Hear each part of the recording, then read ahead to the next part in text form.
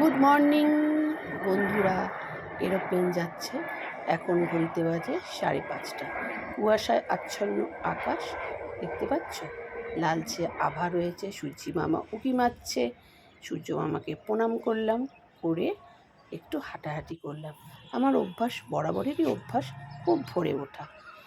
দেখেছো, ঠান্ডার আবহাওয়া, কিন্তু আমি ছাদে এসেছি। আমি ছাদে এসে একটু হাঁটাহাঁটি করি, তারপরে একটা বিশেষ কাজ করি। তা বিশেষ কাজটা কি, সেটা তোমাদের সাথে আজকে শেয়ার করব। তো চলো যাওয়া যাক, হাঁটতে হাঁটতে বিশেষ কাজটা করে ফেলি।